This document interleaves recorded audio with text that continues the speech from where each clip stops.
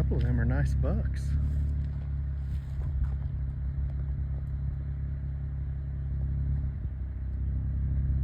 There's 3 of them.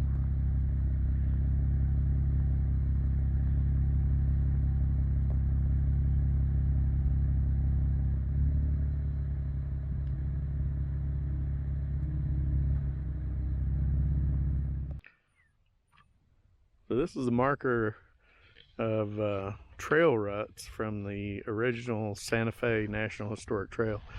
The Santa Fe Trail was a trail that followed the Indian trails, and apparently these washouts here were some of the wagon trails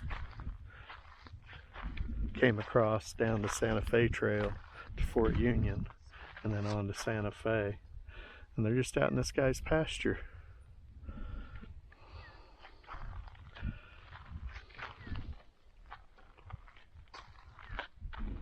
So the Santa Fe Trail began all the way back in Independence, Missouri, and branched and worked its way off. There was a mountain route that went to Bent's old fort. We saw Bent Street over in Taos, and the Cimarron route and all that came all the way back in and intersected at Santa Fe. Santa Fe was actually the hub where almost all of the materials, people, anything you could think of that had to be moved by wagon and horses ended up at Santa Fe, and then Santa Fe was the distribution point, and it would go in all different kinds of directions, spreading out from Santa Fe off into Arizona and even to Southern California. Cindy's trying to make friends with one of the cows. Quite a few cattle out here. You don't see very much right here, but boy, when you drive along a few miles, you see quite a few.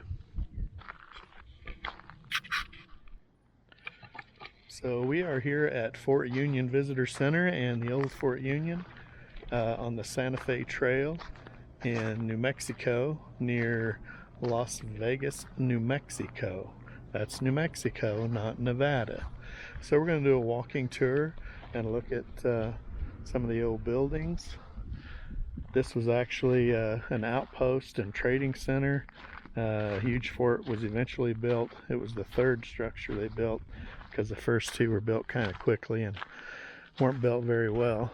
So we got some neat stuff to see here. They had probably a 15-minute video inside talking about the fort, and we're going to walk the walking trail and see all the different parts of the fort. The main, Go the ahead. main person that has the right of way to this trail is rattlesnakes. Oh, okay. You see one, you let them have the right of way. Yeah, and you can even see pieces way down. So there was a large hospital in this final fort. There were schools. There were offices for the soldiers, for the officers and their families. There were residences, a lot of extra stuff.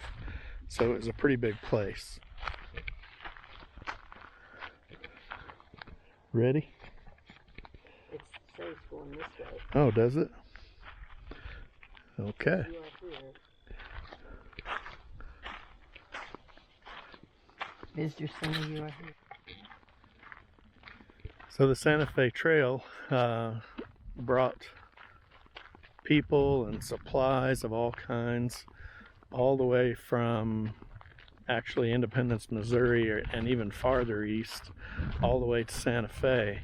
And they knew when they got to Fort Union that they were only a few days away from Santa Fe City proper. And Fort Union was like a stopping off point, unloading and redistribution of materials and supplies and people, including settlers. And then the soldiers were here really to protect all of the above.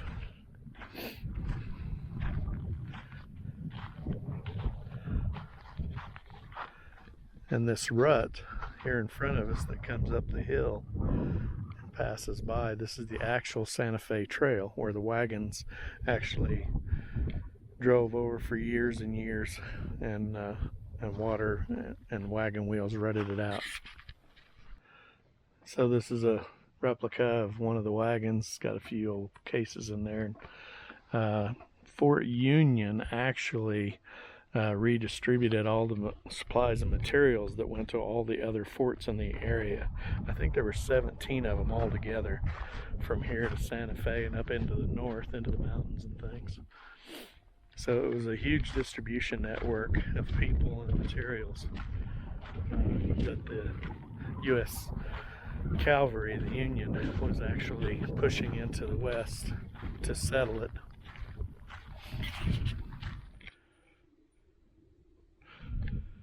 So way off in the distance over there by that outcropping, that ridge of rocky ridge, I guess you call it, you can barely see some remains of the original Fort Union.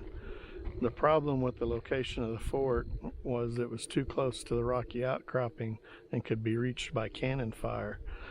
So it had to be moved. So they built a earthen structure here.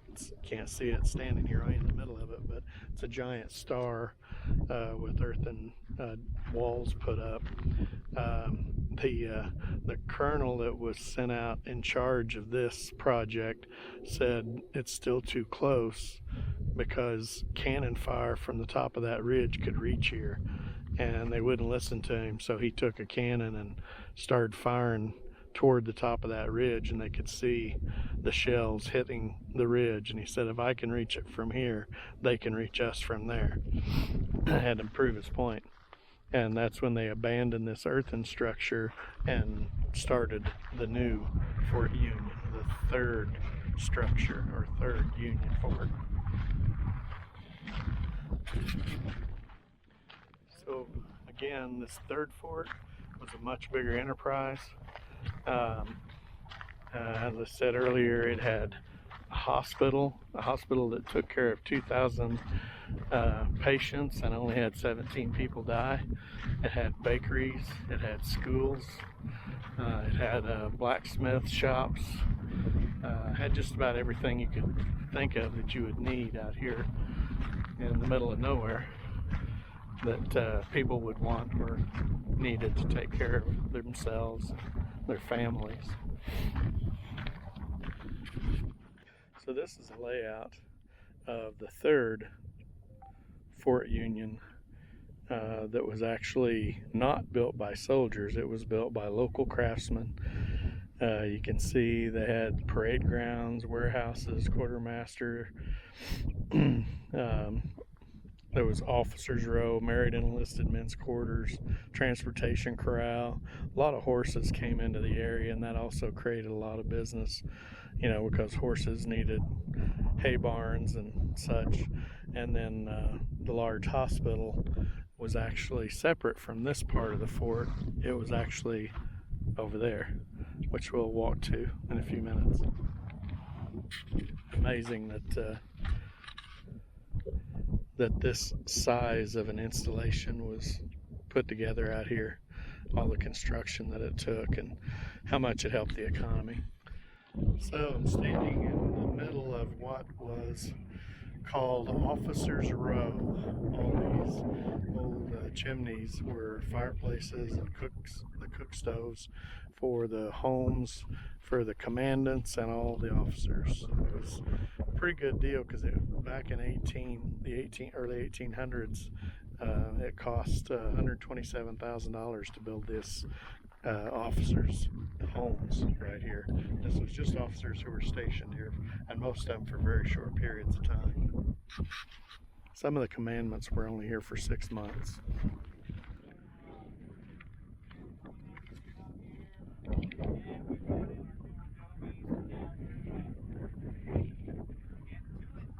Do you guys make the adobe yourself, the bricks?